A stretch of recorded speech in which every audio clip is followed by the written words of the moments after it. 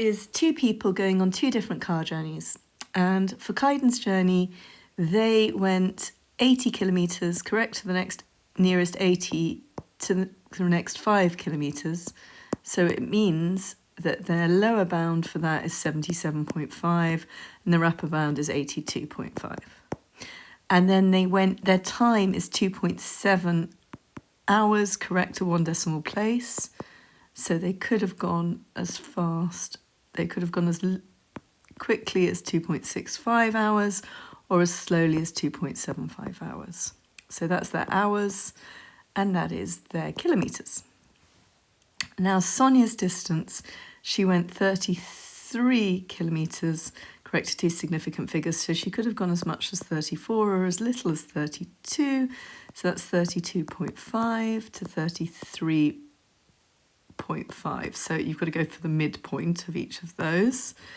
And that's kilometres. And then her hour was 1 hour.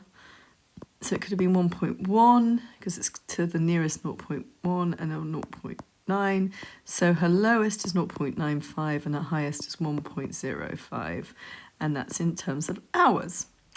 And then my average speed could have been greater than Sonia's average speed. So considering the bounds show that Caden is correct by showing you're working clearly. So Caden says my average speed could have been greater. Now, his average speed or their average speed would be let's go for the highest Caden can possibly have.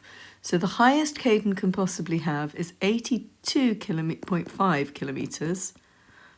As we know, speed equals distance over time. So we go for that, and then we need to divide it by the lowest one we possibly can. So that would be 2.65. And this is going to give us the highest possible average speed that they could have had. So it's 82.5 divided by 2.65 equals 31.132, which equals 31 kilometres per hour. Now for her, we'll go with the lowest she possibly could have had. So Sonia's lowest speed that she could have had was 32.5 kilometres. And the longest she could have taken was 1.05 hours. And that works out as 32.5 divided by 1.05 equals 30.95, which again, it rounds up to 31 kilometres per hour, but he's right. But it took quite a lot of doing to make that happen. Anyway, more likely she went faster than him. So if f of x is x squared minus 4 and g of x is 2x plus 1, solve f of g of x is greater than 0. So we put g, all of that, into that one. So that means we go 2x plus 1 squared minus 4 is greater than 0. So now let's expand that bracket. So it's 2x plus 1 times 2x plus 1, which equals 4x squared plus 2x plus 2x plus 1, which equals 4x squared plus 4x plus 1 minus 4 is greater than 0. So that's 4x squared plus 4x minus 3 is greater than 0. So that means that we are looking for something which times is to minus 12. So that's 4 times minus 3 and adds to plus 4.